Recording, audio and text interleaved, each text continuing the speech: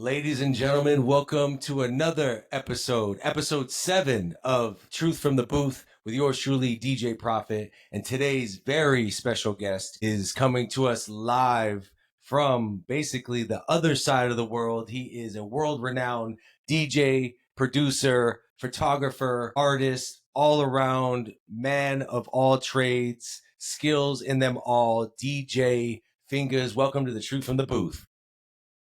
Hey, what's up, Prophet? Hey, yo, Thanks man. for thanks for No, thank you so much for joining us, man. I know we've been trying to link this up from you being actually in. Are you in Vietnam or Thailand right now?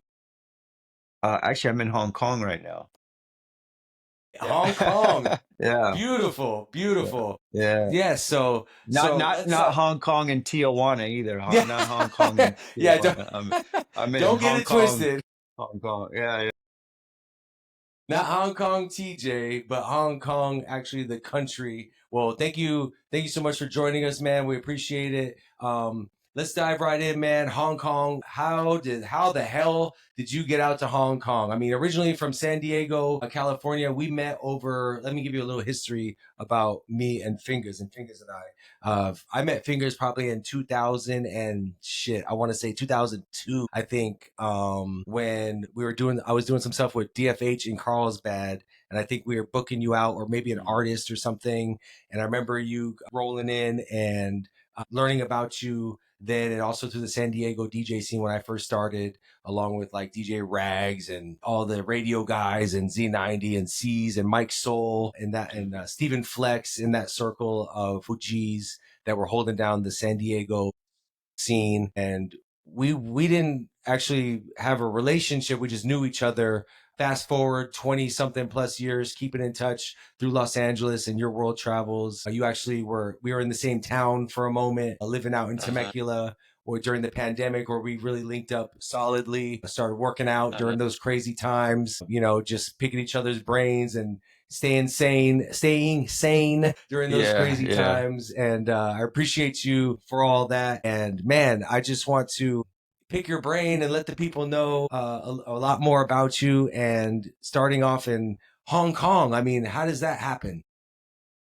How does that happen? Well, actually, the this month I'm coming up on my 10-year anniversary of being in Asia, pretty much. So I started actually in Hong Kong 10 years ago this month. And then I ended up back here now again. So it's been a crazy 10 years. That definitely for sure. I mean, I've been doing international touring and DJing for 24 years.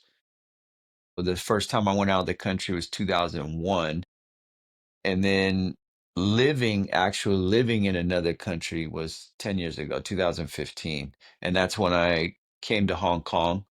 I got a offer to do a resident gig at a club here.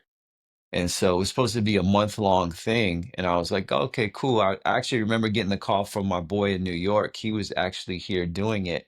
And he said, hey, man, they're looking for, some residents. They want to keep bringing people. And so he suggested me. And I was actually in Europe at the time. Like I remember vividly, I was in Germany and I get the call from him and he's like, hey, can you go to Hong Kong? And I'm like, well, I'm in Germany right now. I mean, I'm back in the next, 2 weeks, what's up? He's like, so he connects me with the guy from here, and I sent my EPK over, and they were like, "Hey, can you come next week?" And I'm like, "Shit, okay." Like literally, I would have been like landing and then leaving, and I was like, I mean, okay, let's go. So I flew back to the U.S., got my stuff together, went out to Hong Kong, set to go for 1 month, and 2 weeks into my contract, they were like, "Look, we don't want you to go anywhere. We love you, like it's perfect for what we need." And I was like, okay, well, I've already booked, you know, the next, month for sure was already locked, because I planned on coming back. So I already had my stuff in line. They said, look, we'll fly you back to go do that and fly you back again. And I was like, okay, so I went home, did more stuff, came back, and then stayed here for a year. So I just literally was, like still touring and traveling, but based in Hong Kong. And Yep. it was crazy, man. It was a good pivotal point for me to live in a different country, not just, being on tour and being in places for a week or two or whatever, which I had been to so many countries, but actually living here. And I had played in Hong Kong years prior to coming That's what I was back. going to ask you. Uh, Had you experienced that before? I had been one time, I think it was around 2010, so about 5 years prior, I came here for one gig while I was in Asia, in Taiwan and somewhere else. And my guy brought me here, did one gig, and I only had like 24 hours here. So I remember landing and then having him take me to all the cool gadget shops. And I was just trying to soak as much up of Hong Kong as I could, you know what I mean? And Yeah. not knowing I would ever come back here, let alone, live here. But so it was cool. And I remember doing the gig and I was like, okay, that's it. So I had been here once for 24 hours and, did my gig and basically bounced back to Taiwan. And then 5 years later, came back here. Uh, and then here I am 10 years later back here again. So it's definitely a special place for me. You mentioned Thailand and Vietnam. I also have a foothold there. I've been there the last 10 years as well. And I currently, you know, multitask in those countries. So I live in Vietnam and I also live in Thailand. I have a place in all three countries actually. So it's it's That is definitely a beautiful. lot. Yeah, so it's definitely a lot going on now in Asia for me, and these markets are amazing. Is it kind of like Europe where it's short travel routes and cheap flights once you're there to get around to Pretty different much. countries? Yeah, like I just go ahead. No, no, no, go ahead.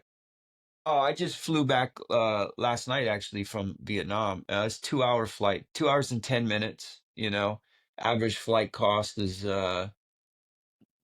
160 to 250 depending on the airline, round Yeah. trip. So it's not too bad. Bangkok about the same about the same time, same price.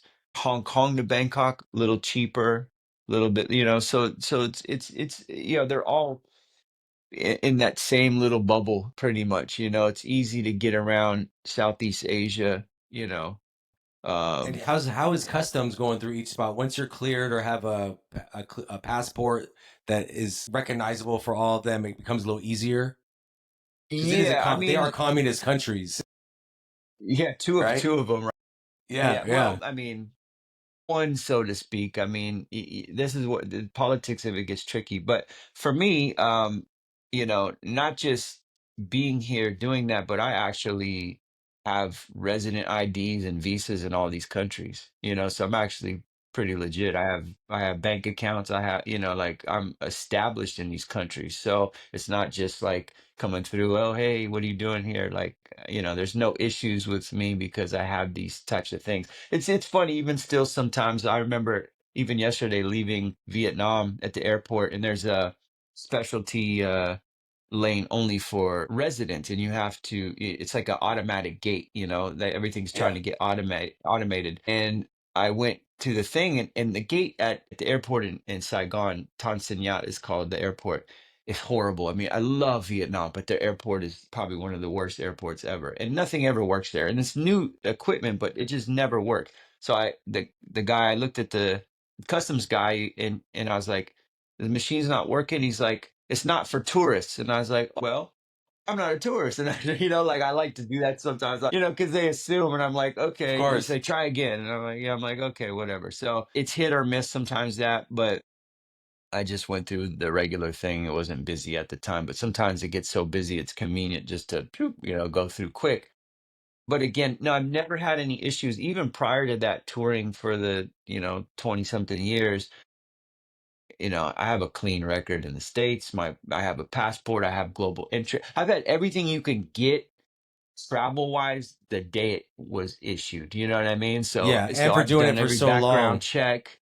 Yeah, Yeah, yeah, that never had an issue, with anything. I think the only two times I've ever one time that I remember specific that I ever was like held up in custom secondary was one time flying into Canada, but this was like 20 something years ago. I was flying to Montreal, and that's when I still had my flight cases of vinyl and y- blah blah blah. And so they were a little bit more like, whatever. And so they hemmed me up for about 2 hours and made the promoter get the visa for me, an entertainment visa, before I came in. So I Yep, remember that time was the that's only fucking Canada time. though.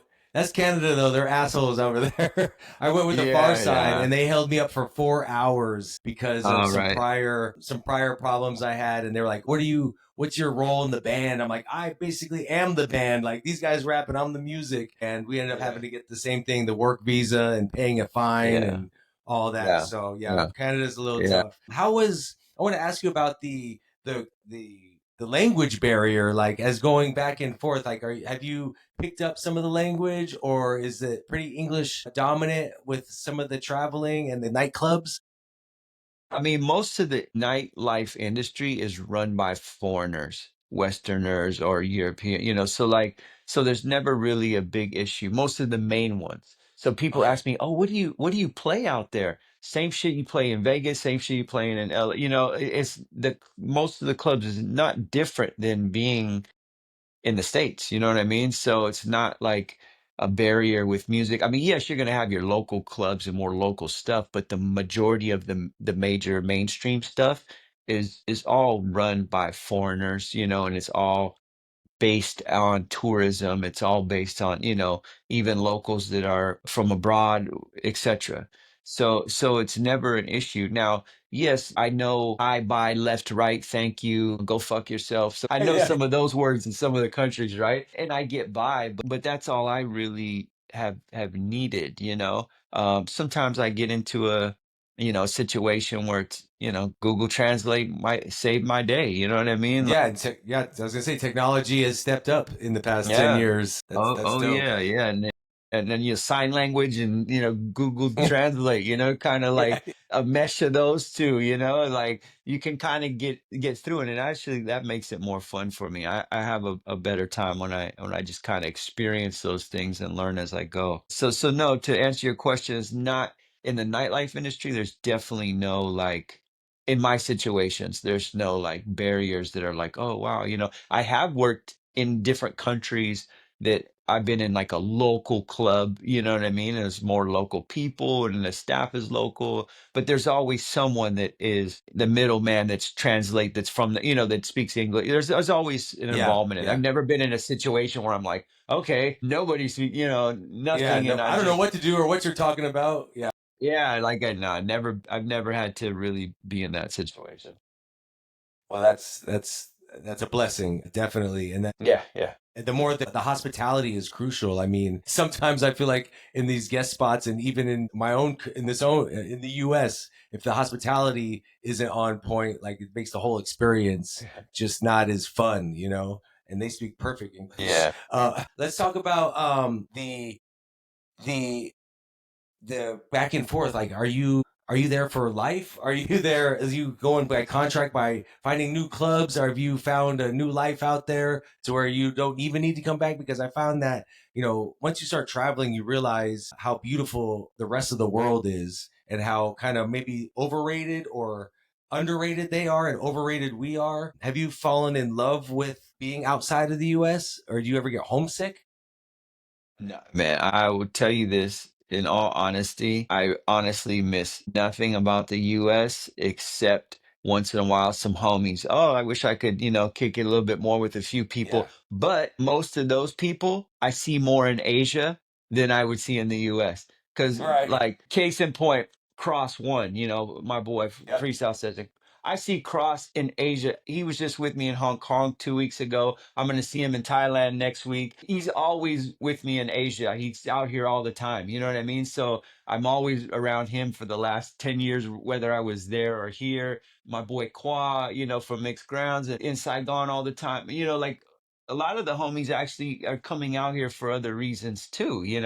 So Yeah. that's okay. But then there's some that I don't get to see, or when I do go to the States, it's like, oh, dope, I get to hang out with them or, check you out or go, for a jog or whatever. Just sometimes, yeah, there's some normal stuff that I don't have that here. I really don't have a huge group of friends in these places that I'm really close to. And I purposely have been that because obviously we get older and my circle just went, like Oh this, yes. you know? Why get that 1000%?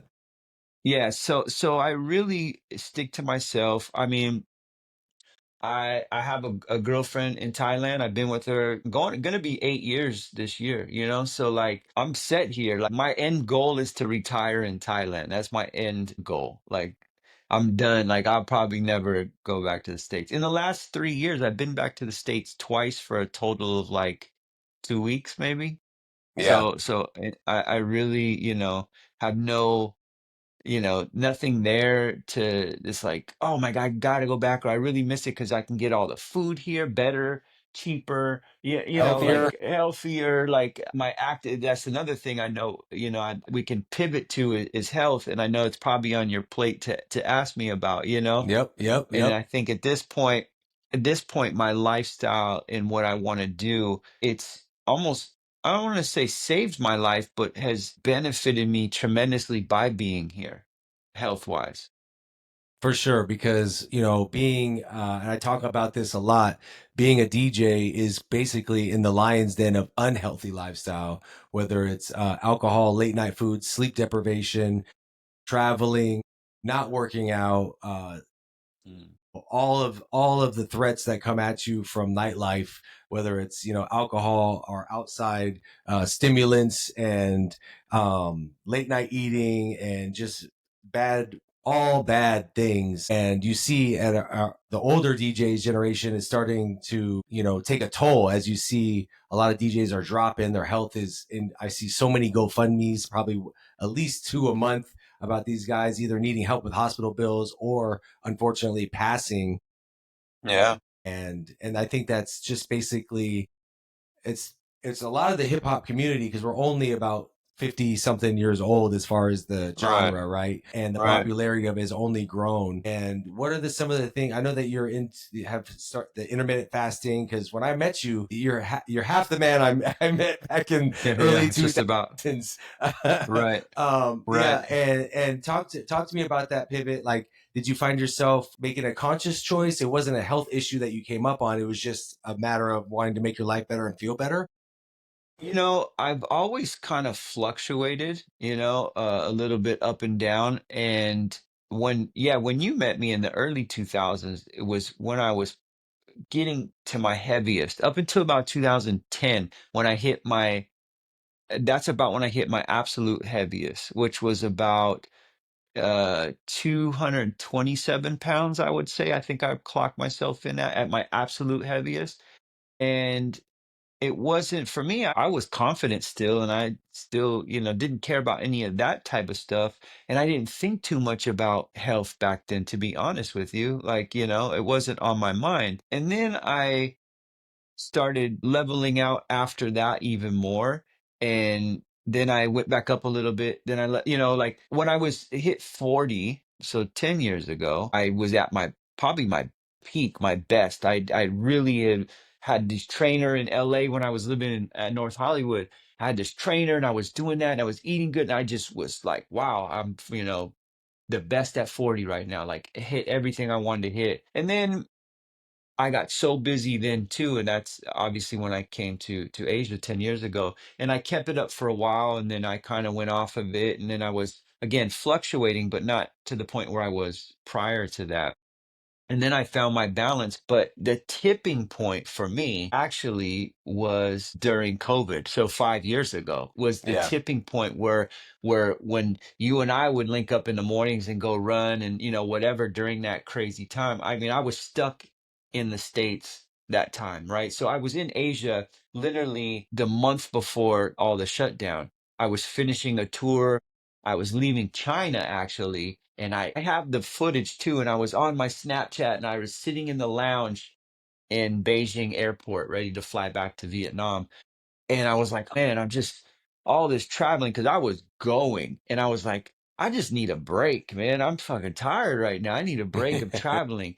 And literally flew back to Vietnam, then flew to the States, and then all that stuff started happening. And I was Yeah, like, the shit. shutdowns and no flights. And not just that, but I actually I remember all this clearly. I mean, 5 years ago isn't a long time, really, but I was getting into photography. That's when I started my journey with that. And I wanted to open a photo studio. So I actually did that in San Diego. And I did that 2 weeks before the complete shutdown. I opened my studio. So I was like, I went there and I thought I was going to go back to Asia and then have that kind of self run. I had someone who was going to help me with it. And when they started shutting things down, they was like, oh yeah, Thailand. That's where I was at the time too. It was like Vietnam. They're going to shut the borders. And I was like, you know what? I'll sit it out. Obviously, nobody knew at the time. So I was like, okay, maybe it's going to be a couple weeks before I can fly back, you know? So a couple weeks It ended was up supposed to be turning two into, weeks. It was supposed to be 2 weeks. yeah, yeah, it turned into 2 years. And I couldn't went back. There was a window for me to go back, but I said, "Oh, I'm here. I'll sit it out, get the studio up or whatever." And so I got, stuck. But I try to always take the bad and what can I get good out of it, and look positively at it. And it actually was the pivotal point for me to sit with myself, not traveling, not DJing, not doing nothing, to focus on one, photography, my new passion that gave me the opportunity to do that. And two, health, all this was going on. I was even like, oh shit. So it allowed me to say, you know what, I need to go. It had been years since I'd got a full blood panel and checkup. And I was like, you know what, I'm going to go do all this. It just sparked me to really focus on that because what the world was going through.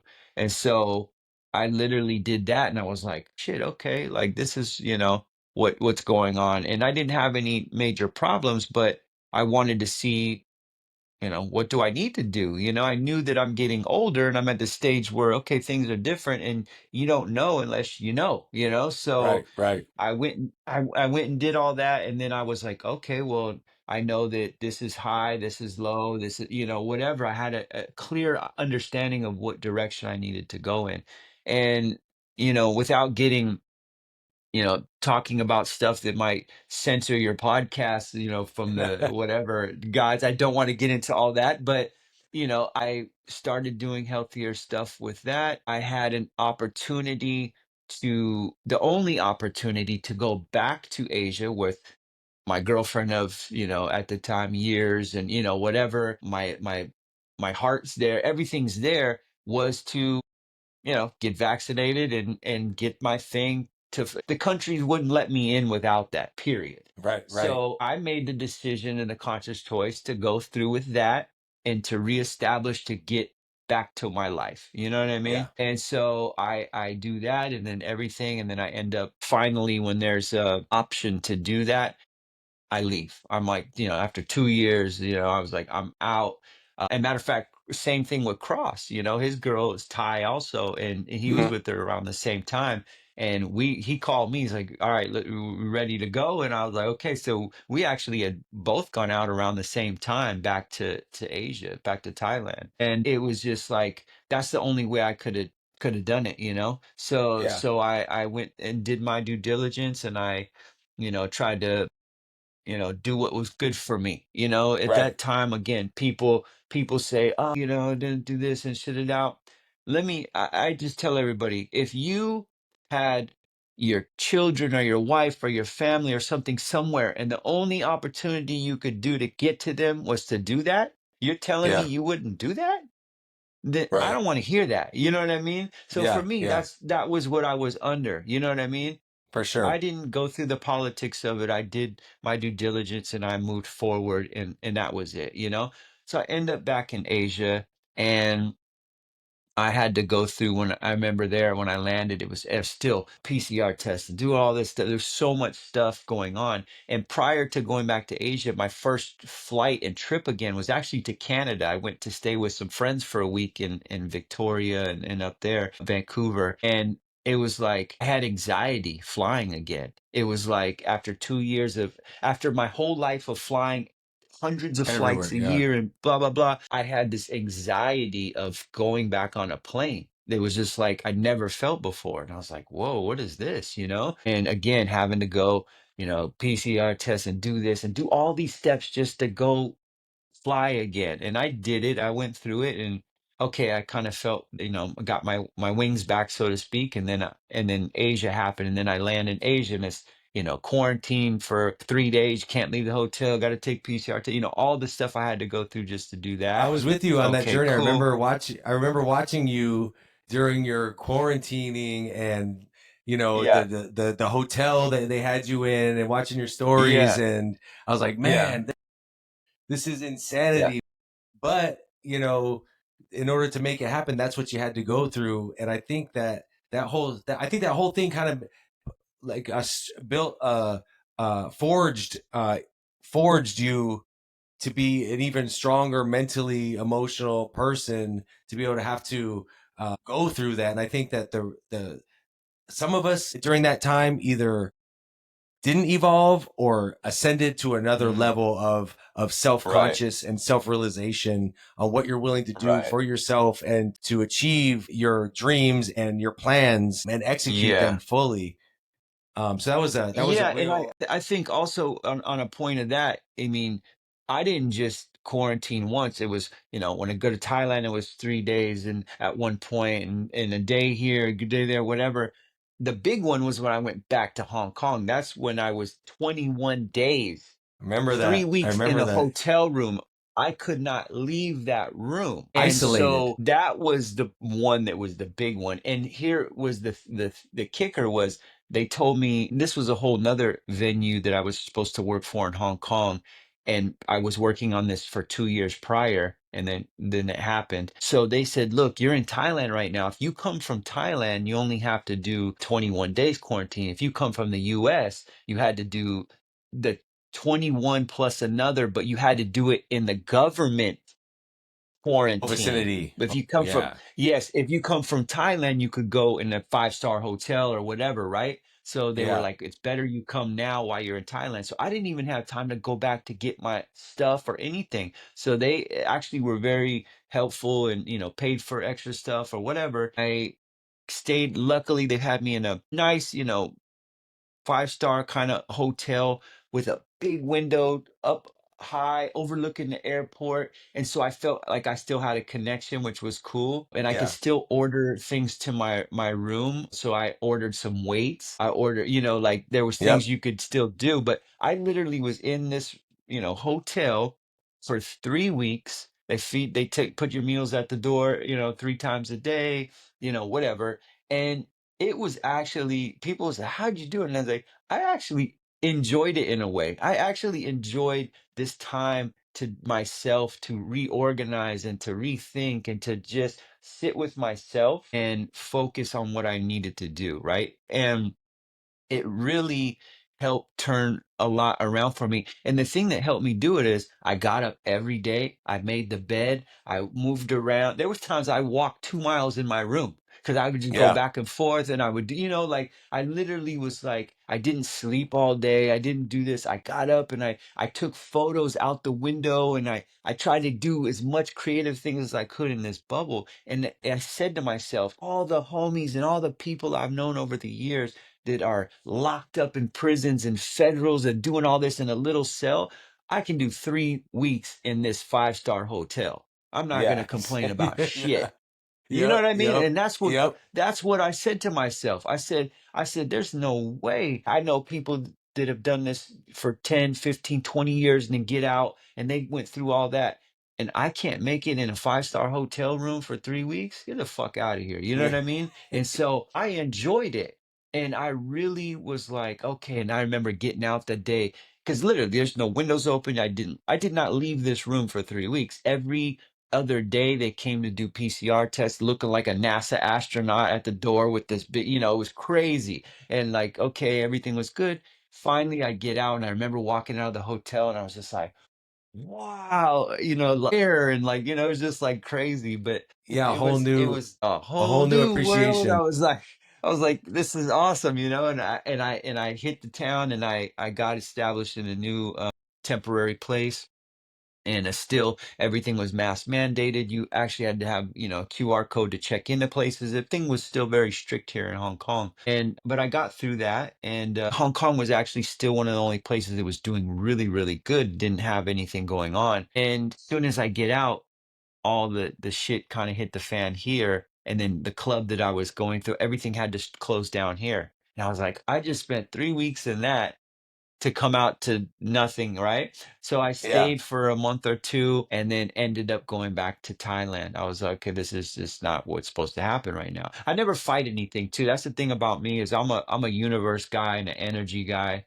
And I go with The things, flow. you know what I mean? I don't fight them. I go with the flow, and I do good, and good comes back to me. That's just it. It's always been like that. So I don't really question or fight why this didn't happen, because there's always been something on the horizon that is going to be better than what I thought. And so I just keep moving like that my whole entire life, just chipping away. Okay, keep going, keep going, keep going. And so everything, manifested itself back to Thailand, and then manifested that into me being using my other creative stuff, photography and design and everything, into helping a company there brand 8 of the biggest cannabis dispensaries, which was legal just 2 years ago now in Thai. Like, the craziness that I've been involved in the last 5 years has just been, pivotal. But it coming back to the health thing, that's what sparked that direction for me of health, was that situation and having the time to myself, and then really focusing on it and being a little bit scared of seeing all that happening. Like, oh, this person, 3 or 4 people that I knew at that time had passed away.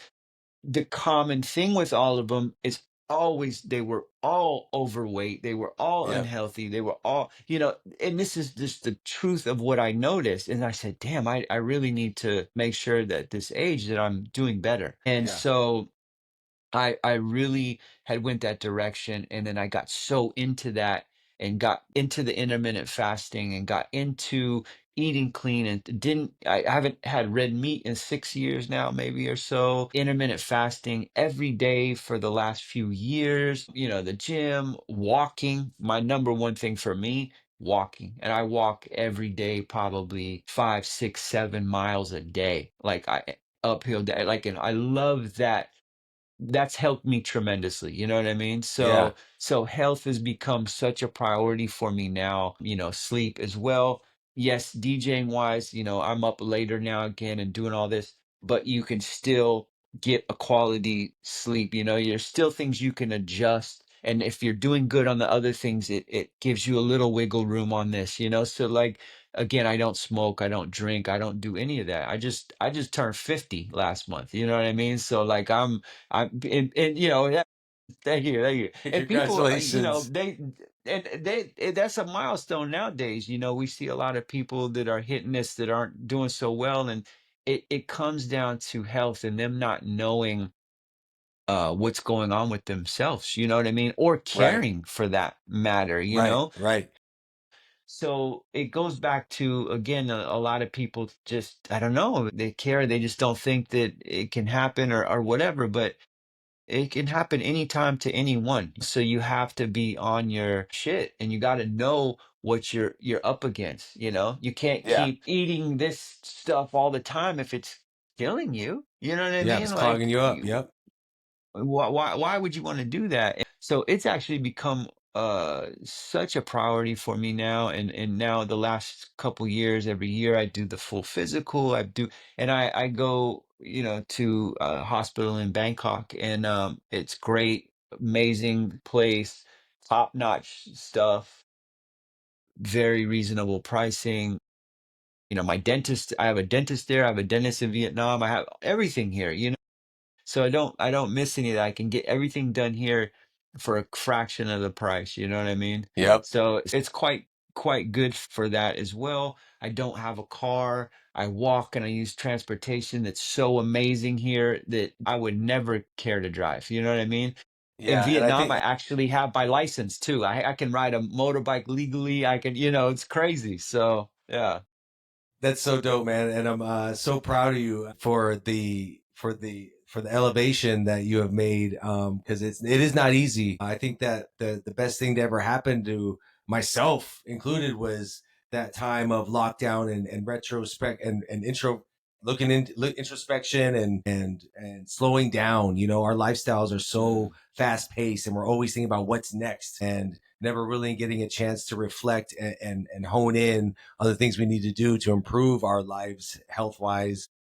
Right. mentally, emotionally, spiritually. And I'm just so grateful for that time. We talked about the lockdown. Man, I went. We were talking a lot then, and I just really went in on who I am, what makes me tick, why I am this way. A lot of personal development that has helped me now in my career moving forward. Just being a professional on time. Not drinking on the job as belligerently as it used to be. I mean, I'm seeing all these other DJs now. I just saw a podcast with Vice talking about he's sober now as well, the king of tequila at one Yeah. point, and eventually that shit catches up with you, or we have all these amazing nights that we can't even remember because it was, you were caught up Yeah. in the scene. And I'm just really look up to you and am Appreciate it. inspired by that. And I'm sure a lot of other people are as well. And, Well, let me stop you there, vice versa, because I see how you have applied yourself and how much of your hard work and work ethic has helped you. And so it's admirable because it's like, man, I see you put in the work, not just talk about it, like, from the promotion to going back and forth to do it. I've seen it all. I watch it, so I know what you do. And it's like, man, that's appreciated, and again, we yeah, all thank do you. different stuff that we do it our way, but like, being in touch with yourself and who you are is what the most important thing is, and I know that we both came across that even more 5 years ago when this all started during that time, and I Yep. knew who I was before. I'm the same person. I'm talking about how much I pay attention to myself mentally and physically that I might have not paid attention to before. Because I'm still the exact same. If you knew me in the '90s or whatever, I'm still the same guy. I still say fuck you to a lot of shit. I'm still an asshole, but I have humility. You This have is the standards. I got standards, and Yeah, this has yeah. always been me. There's never been a different me, and so I approach everything, how it comes. And again, so hats off to you because I see that and it inspires me a lot too. It's like, damn, he's fucking going, and he's putting in this work and he's not just talking about it. He's doing all these things and follow through and the back and forth of the little things that it just you stay consistent with that. So it's really Yeah, thank you. important that that you keep doing that as long as mentally and physically you feel that it bring something to you too, because then there's times we have to let go of certain things because it just maybe, yeah, we make some money from it or whatever, but I've walked away from situations that were great, money, everything, but my soul and my everything just said no, I Yeah. just can't go through this anymore. Yes, we all kind of we bend a little sometimes because we need to pay bills or we need to do this. But I think as I got older, I started bending less and I started saying, you know what? Here is what's important to me, first and foremost, and we're at this stage of DJing and nightlife that's just not what it was when we started. That's just it. And you can do one of two things. You can keep complaining about it, or you can play the game, update, how you play the game now. You know what I mean? Yeah. And that's just how it is. For me, I chose my route was to choose more stability residential things than touring again. I just was Yeah. tired of because I booked all my own stuff. I did everything my whole career. So I was tired of that. And I was like, I just want at this point to be in Asia and have my residence spot and then do my other creative stuff, photography and design, which I've implemented into my world as well. And just do that. I just want to enjoy. I want to go as soon as I get off with you. My morning routine, I go get a coffee. That's part of my day, and I don't drink coffee because I got to stay awake. It actually had become part of my daily routine mentally. I feel Mhm. good. It's just the experience. I learned a lot about coffee the last few years, and it actually helped me lose weight. I tell people this because I was a person that would eat sweets every day after every meal, cakes, whatever. I love that. I don't touch that anymore. Coffee and a latte actually help curve that craving for me. I'm being so honest about this. So Yeah. in the last year and a half, I've lost over 40 pounds. You know what I mean? Like Yeah. literally, and I almost I almost can see a six pack now. I've never in my in life. I was like, oh, what is this? You know what I mean? Like, so literally, I'm at the point now where I found this total balance in myself and how my body works and what works for me, and it's great. And this hopefully this all these conversations. I know we're supposed to talk about DJing, but it's more about health No, because no, honestly, yeah, if this we is don't, life. yeah, we Yeah, need that the most right now. As you have, I have inspired people that follow me with that too, you know. And I'm a little hard on people sometimes too that are friends that I care about because I want to see them continue to do what they love to do. So if you say, you know, stop bugging me about health or whatever, hey man, if I don't bug you about that now, I'm gonna be the person that is gonna be like, oh, I can't believe he died, and why right. didn't you say something? Why when the time was there? You know what I mean? So Yep, I rather yep, be the asshole that says, look, bro, you see what I've done. You know, I've been in your same boat. You can do it too. You yep. can do it. It just, you know, it starts here and that controls everything else. So whatever you're going through, we're all going through shit. And that's what I've learned to try to be more empathetic to other people and stuff. We never know what someone else is thinking or going through, you know? And I still have my tendencies. Like I said, I'm not perfect and I can still be an asshole, you know, when provoked. But Right. my daily thing now is to try to always remember that, hey, you know, everyone's going through something different and, you know, they approach and handle different. We can't expect them to handle it or be like how we are or how we would do it. But the more I can push this stuff and not just push it to where I say, oh, yeah, try this at work, push it to where I can take you the paperwork and say, here's my blood work and here's my stuff. Yeah, and This here's where I works. came from, You and know here's what I where I'm mean? at. Yeah, yeah, yeah. You want to see facts? Because that's all I deal with. I don't deal with anything but facts. And facts are my numbers show me exactly what I did for myself, turned my whole shit around. So if I'm trying to push that on you, it's because I know that it works and I know it can help you. That's all. I'm not going to push you something that I didn't do or go through myself. You know what I mean? You don't ask somebody for directions here that doesn't even Never live been there, there. but you know, never been there. You want to watch people that are going where you're trying to get, and you want to take advice from these people. You know what I mean? Yes, one thousand There's percent. not always going to be good advice, but again, I have the proof that it worked and the stuff that I did. If you you know, you notice now, I know you noticed the trend of intermittent fasting. It wasn't even 2 years ago, 3 years ago, no one was talking about this. Now I've been on it for 5 6 years, and I really studied it, and you cannot find anything negative. Maybe a 0.01% someone might say something negative.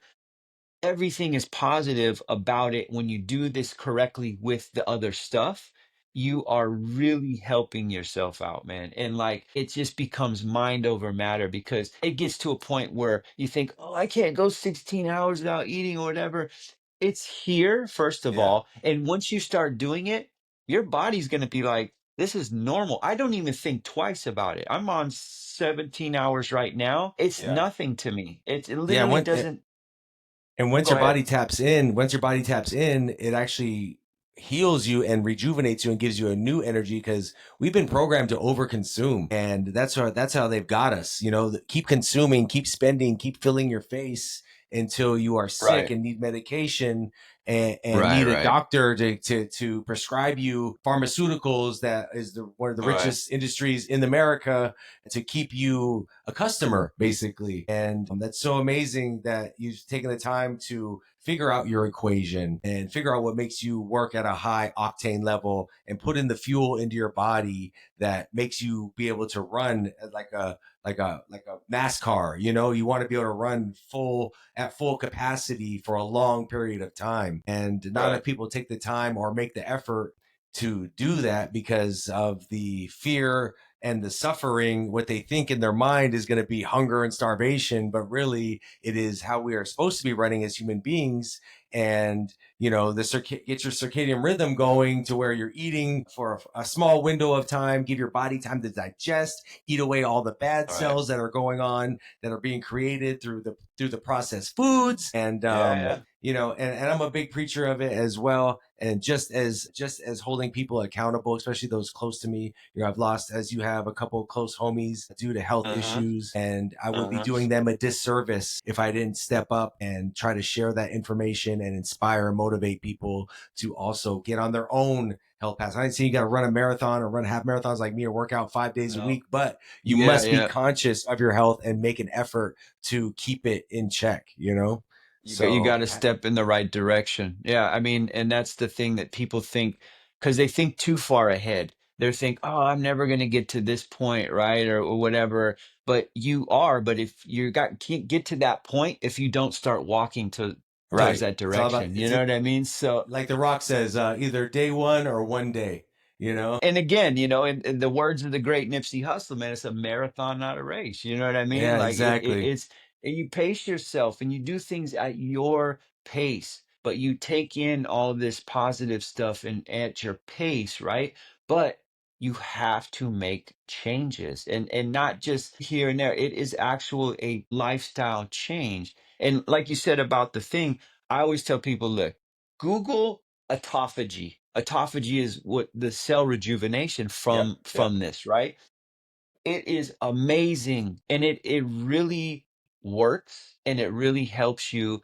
Again, I'm not just saying this because I'm guessing. I'm saying this because it actually I have paperwork, tangible stuff from hospital that shows my numbers and what I've done, even in a 4 month window, how much my last one, I drastically changed stuff. Like my cholesterol was 200 or something, it still was high. And I knocked it down 52 points in 4 months just from the way I repositioned this stuff, right? And yep. so people say, "Oh, how'd you do it?"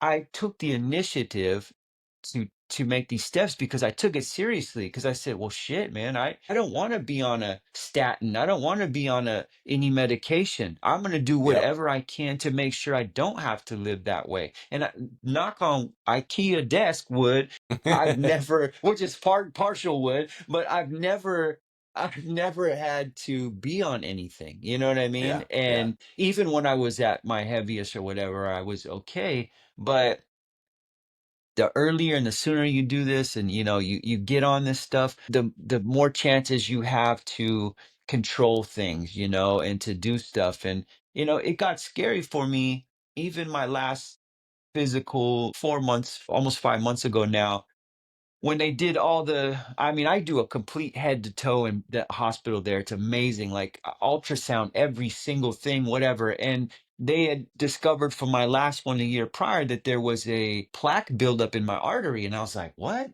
the fuck? Like I've been still eating clean, whatever. And so my doctor said, he just suggested I go get further testing from the cardiologist, like, about this and see what my options are, or if I had to get on statins or whatever. I was like, fuck, I've been doing so good. Why that in the last, year? And so in that 4 months, I said, you know what? I think maybe it's this, and that. And I stopped that stuff and I rechanged some things, right? Yep. And I went back to the cardiologist just last month, did a whole CAT scan, CT scan, and the big machine, everything for the arteries and everything. And I went to see the doctor, and and he's like, "Good news." He's like, "The plaque buildup was a soft buildup, not calcium, and you pushed it through." And I was like, Yeah. so it was totally normal and zeroed again. I was like, so what I Yeah. did fucking Worked. worked. You know what I Yeah. mean? Yeah. It Yeah. worked. It proven in what I just did, that those alterations for me, again, and I think a big part of it was coming back to Hong Kong, even in the last 4 or 5 months, walking every single day again, up and down and moving. The way I move, gym. I cut more stuff. I cut dairy more, like cheese and yogurts and stuff that I thought I was okay with. That was also helping cause that cholesterol for me. I re-altered some things and it worked. He's like, man, he's like, it was a a soft plaque that you push through. If it was a calcium, it would be stuck to there's no reversing that. Right. So I was like, whoa, amazing. You know what I mean? And so it even inspired me more. to stay on this new direction. He says, whatever you're doing now, he even looked at it and was like, "Gee, wow, in 4 months, you're, Yeah. Yeah. Give me your regimen so I can prescribe this yeah, to others.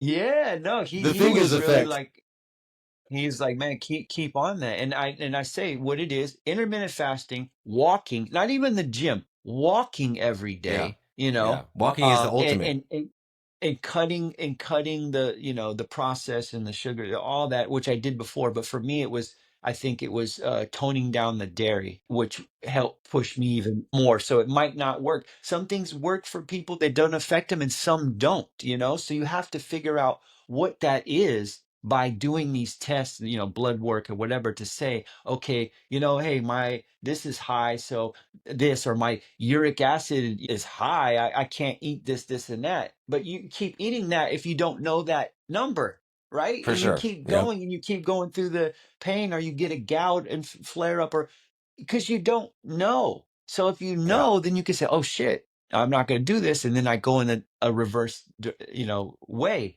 And so everything to me is about health, mental and physical, and just being in the moments every day. Simple things. I go walk to my favorite coffee place, whether it's in Vietnam, Thailand, or Hong Kong, and I have my latte and I start my day, and and I walk for an hour and I just move around and I see things, and that's just how I am now. I just, these little things of enjoying those moments is what really honestly makes me happy now. Like these little Yeah. things. It's not having flashy cars and all my stuff. I don't care about any of that shit anymore. Like I care about life and living and being around people that appreciate me, and doing what I love to do. And that's the perspective that I'm on now, is pushing that, and pushing that, hey, I want to see everyone do this, like that really wants to do that. You know what I mean? So that's just where I'm at in life at this stage, and it's called growth. It's called Yeah. It's maturity and growth and learning. How are we supposed to do? Am I supposed to still be DJing and drinking every night, and like, no, you know what I mean? no. Yeah. No. And I I mean, love that. I love that because people are so caught up in the moment and not really considering the future. And the sooner they can become conscious of taking care of themselves, the brighter their future will get, and the more to look forward to. Because right. at 40, to have that, to have that realization of, hey, let me get my health and life together, may have extended your life another 20 years down the road, and Yes. enjoyable years. It's not just about being alive, it's about being vibrant and thriving and being creative and still DJing at 50, 60 years old and doing what Yeah. you love, and photography and designing. Fabricali, right, is the brand? Yeah, I still Yes. have that, and designing for other people, and doing, even graphic stuff now. I'm really just into creating. I've always been, but actually it's more part of my life as I want to move forward, photography, and still producing music, and still everything is creative bubble I'm in, Yes. and I'm fortunate to be able to do that and still make a living from it. And again, I don't ever take that for granted. I'm still humbled by everything I've done. Like literally, when I look at 7 passports I've been through, I look at them and I stack them up and I go, what the fuck? You know what I mean? Yeah. Like I Yeah. did this. Like, and so Yeah. it really is. I just want to inspire, and I have, and I get the DMs, or I get the stuff, and I try to, I know everybody, it can be scary to face these things, it really can, especially if you don't have the right people around you. And again, I'm fortunate I have a great girlfriend that's there, and you have friends that are there, and you build this. But you also, as you are what you eat, you also, where you stand in a pile of shit and trash, you're gonna, feel and be like that. If you stand in Yep. flowers and sunshine, you know what I mean? You're gonna Yeah. feel differently. So you have to say to yourself, look, I need to, cut these people or alter this, or, you have to make these changes. But if you don't, you just keep going in this circle and you wonder why nothing changes or whatever. And so I try to help people. I always tell people, they message me about how'd you do this or health or whatever, of course I'm gonna say, hey man, this is, I'm gonna lead you to the well. I can't make you drink, but I'm gonna do my best to inspire you to say damn, I want to change because they see all the positive stuff I'm doing or moving around and flying and still Enjoying your enjoying life at life. this Yeah. stage. Yeah. Yeah. Yeah. That's it. That's what I want to see. Most everybody, still people I say fuck you to, and I don't give a shit. I'm sorry, like it's still if I some reason I don't like you, it's still fuck you. I Yeah. don't care what you're doing. But if I Right. like you and you whatever, I'll give you. You can have my shirt. You know what I mean? That's For just sure. how I am. And that's way everyone should be. You shouldn't be worried about the Yeah, people you don't fuck with. But the people that yeah, no, are in tune and in your circle and in your vibration and frequency, those are the people you want to help and inspire and motivate, man. And I'm just I'm so proud to know you and honored to see yeah. your Same. Yeah. growth and your success, which has been relentless. I mean, the grind never stops. You are always been on the top of your game with through the artists and the touring and the DJing and the creativity. And I think we're all put here to create. And you have really tapped into your personal equation of what makes you happy and what living your best life, as they call it. And Yes. I think that sharing that message with like we've done today will definitely help people get on that path or inspire them to look within themselves and figure out where they can make adjustments and Yeah. make it happen to extend their life, extend their happiness, extend their career, and extend their success because we're all put here to have purpose and to live at our peak performance and at our best. And a lot of times we get distracted and programmed with things that don't matter. Health is wealth. And I'm glad we got to talk about that in depth today because that's one of the things why I started this. Rest in peace to my brother Nels, who I know definitely inspired me to. We talked about this often, especially when he got sick, was to help these other artists and DJs and people that are going through it to find their way into what works for them, so that we don't have to all reunite at funerals and at hospital beds and keep this thing going because it's a beautiful life if you make it that way, and if you do the things it takes to have that to live your best life. You have definitely done that throughout in all the tours and the artist relationships, and it's still going, man. And I'm so glad you came on today and spoke on that with us. Let people know where they can find you. I know you have a group in the Instagram now, like a subscription page where you're sharing Oh this man, yeah, information as make well. Yes. yeah. My coffee and cardio. That's my little Yeah, coffee thing. and cardio. Yeah, yeah. No, Instagram's pretty much it for me. I don't have TikTok. I just nowadays I used to be so on point with my social media and branding and even vlogging. If you look at my Fabricali TV on YouTube, I was vlogging 15 years ago. Yep. I was Yep. touring the world showing people this stuff 15 years ago. I was already ahead of doing that, but then again, when I got to this point in life, I said, that doesn't matter anymore. I want to just do this. I don't care about my branding is still good and I do have it's always me, but I'm not so sometimes I won't post on my Instagram for weeks, a month, whatever, like on the actual, the storyline or whatever. I'll post stories, but like before it'd be like every day, all the Yeah. stuff. I'm not letting the numbers and the algorithm run my life anymore. Like I don't care about that part. I care about what's in front of me moving forward. Again, enjoying every day, small things, whether it's having coffee or going for a walk or making a beat or, just whatever it is what I want to do now. And so Instagram at FinCong, that's my like main hub pretty much. I don't even have my website anymore. I gave up on it. I was like, why? I'm not trying. Again, this is just me. I'm not saying everyone needs to do this, but me was like, I don't want to push people to book me all these. I just want to focus on my residency. So now Yeah. my residency stuff is one thing. I don't have to worry about all the other stuff. I just want to organize that. And if I play out here and there sometimes, okay, cool. As long as I don't have to go through all the motions again, and that is just me. I chose, my path was saying, I don't ever want to be like I've never done weddings. Never. I used to pass that on to a Mike Ski or a artistic or people that are good at that stuff and love to do that. I pass that to, to if it was you or whoever it is, even connecting you with I connected you. Who was it? I just connect you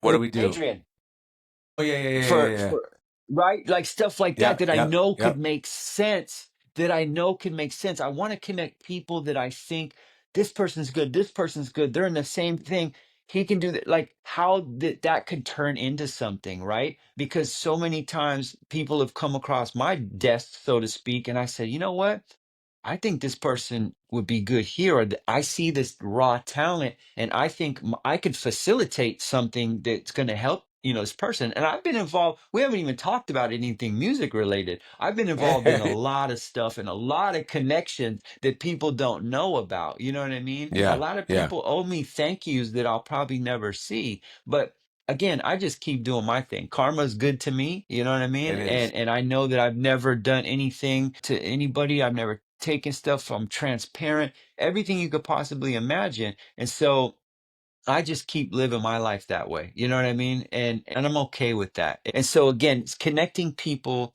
that I know could work together. I'm not going to say, "Hey, you should reach out to this person," if there's nothing that I think from my experiences could benefit each other. If I think there's a benefit to these people meeting that could span other things or spawn other things, of course I'm going to do it. I'm not going to gatekeep it, you know what I mean? Right, So right. so that's the kind of thing I've been. I chose now in my life, I only want to do resident venues. I don't want to tour anymore. I don't want to do this, that. Like that's just where I'm at my point right now, you know?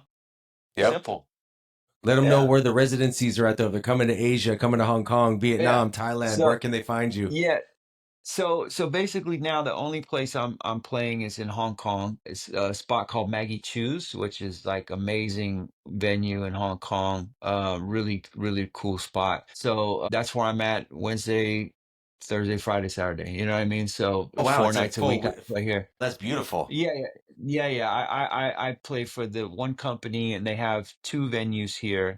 We have another big venue in Bali, actually, Iron Ferries, which is another amazing place. Like these are really amazing venues, and so I'm locked in here with that. I don't have to look in, anywhere else. I'll play guest stuff here and there. Like I said, if I'm in Vietnam or whatever, I'm very selective though with that nowadays of what I want to do based on many things. And again, I do stuff not because of money anymore. I do because I want to do it more so. Yes, we need to make money and pay bills. That's understandable, right?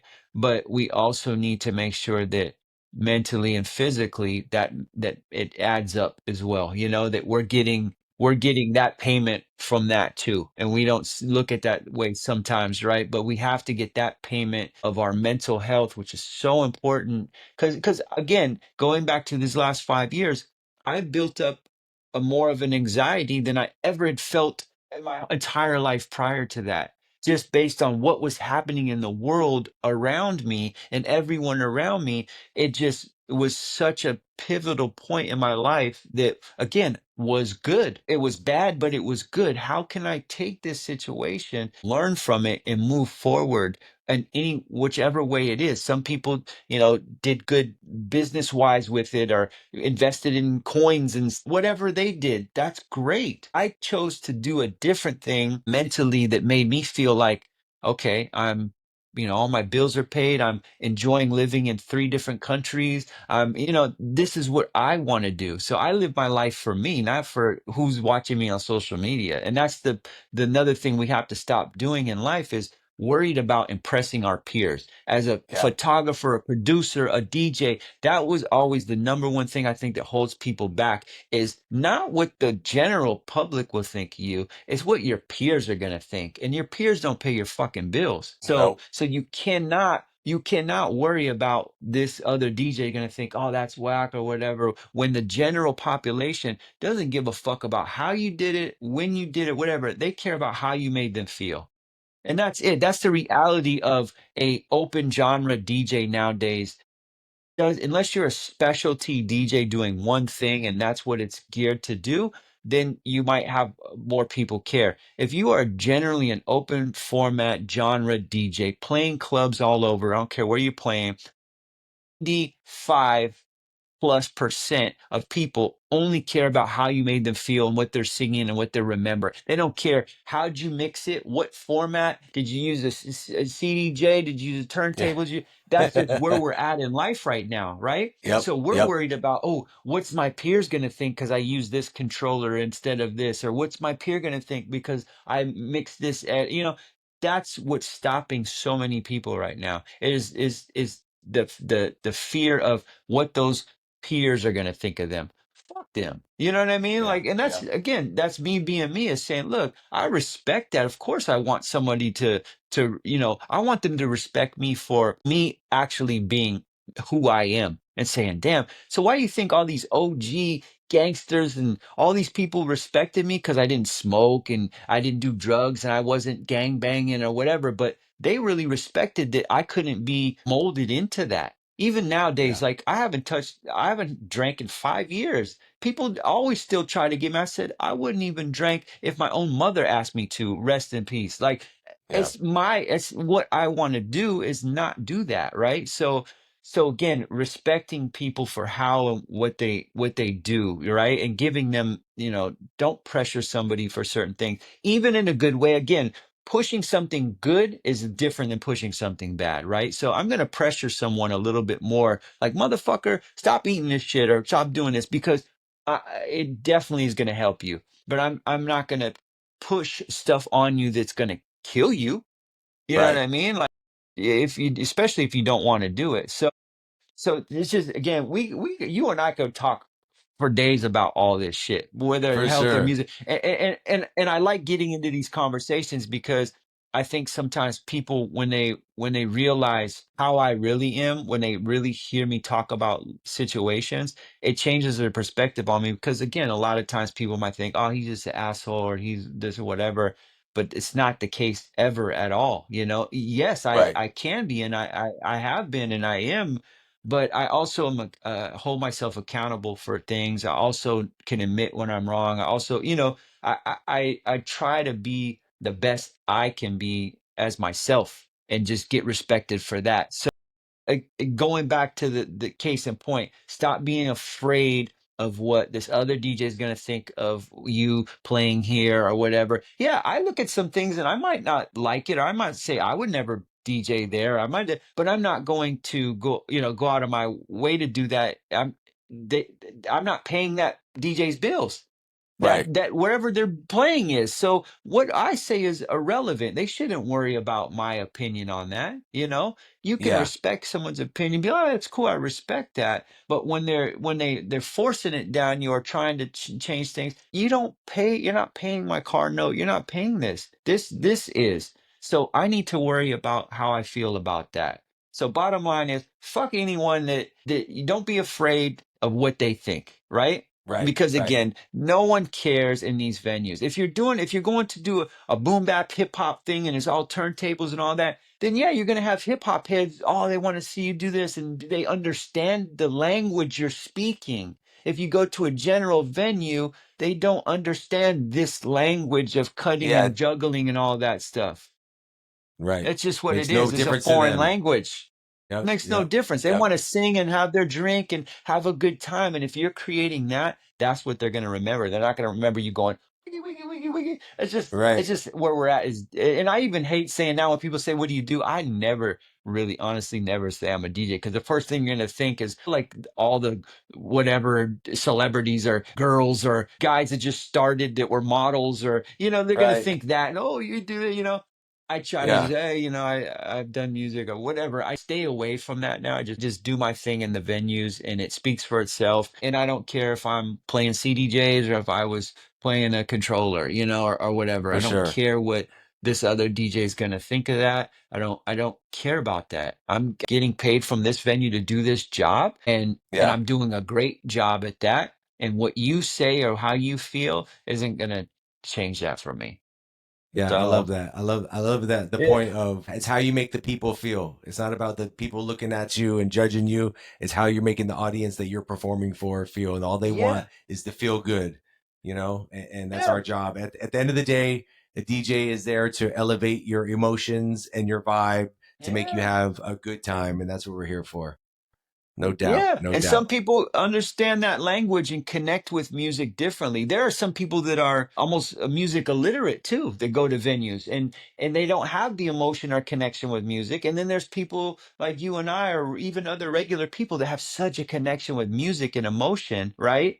And so there is a balance to that, and we have to see that every time we play. And so of course you're going to get that's like the girl coming up with, oh, can you play this? No one's having a good time, but the whole Yeah, entire place is having it. it's going Like those off. kind of Yeah, situations, right? Like, okay, and I've even had that here too, and it's just like, okay, what are you gonna do? It's worse now because it's so on the social medias every day. People think it's almost okay, like it's part of the normalcy to come up with their phone like this and try to do this or try to look at your laptop or say, "Oh, can you just yeah, plug my phone in?" Or like, get the fuck out of here. Like I yeah. just It's seen the the one thing the going around.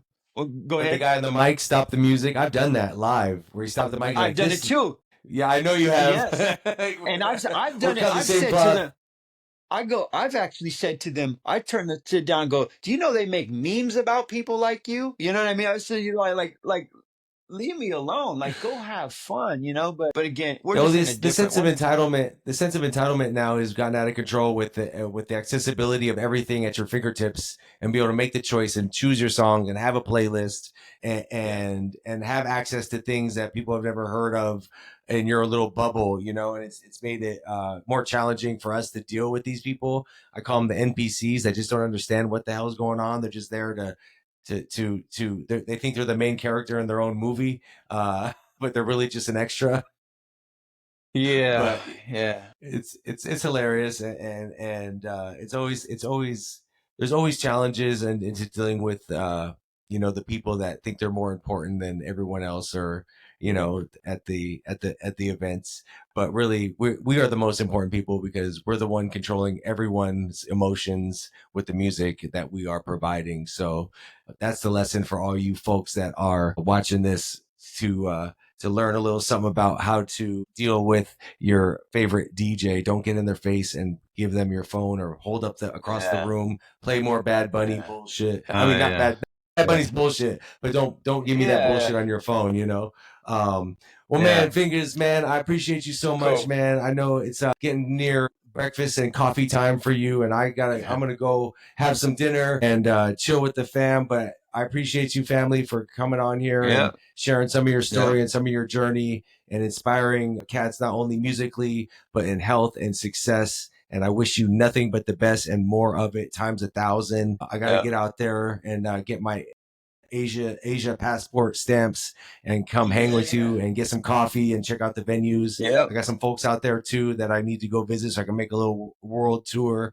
Yeah. Definitely Yeah. planning that for 2026. It's on its way. But thank you again, man, for the friendship, the inspiration, the Yeah. motivation, and all of your inspiring success. And we need to jump on here again anytime, talk some music, talk some shit, and make it happen because this is the truth from the booth where you only get the truth, Yeah. 1,000%, keeping it real. And thank you, Fingers. Yeah. Man, it's been a pleasure. Let's catch up again soon. I'm sure Yeah. this is going to be a big hit for all our cats that have known us a long time, and get to catch up with you and get some insight from what's going on with you out in Asia and all your Yeah. adventures. No For doubt, for man. sure, Well, man. go Appreciate you. ahead. Of Oh course, no, I no just say doubt. like anybody wants to reach out, just reach out to me on Instagram, FinCong, DM, say hi, check out what I'm doing, whatever. Like it's just me, and I share whatever I feel every day, so I just try to do my thing. So No doubt. Well, you are definitely doing your thing and it don't stop. Thank you so much. Truth in the Booth, thank DJ you. Profit, DJ Fingers, Fing Kong. Yeah. Check them out on Instagram. Take your ass out to Asia. Go check them out in Hong Kong, holding it down. All right. I'm DJ Profit. On behalf of DJ Fingers, we're going to catch you on the next episode Peace. of The Truth from the Booth.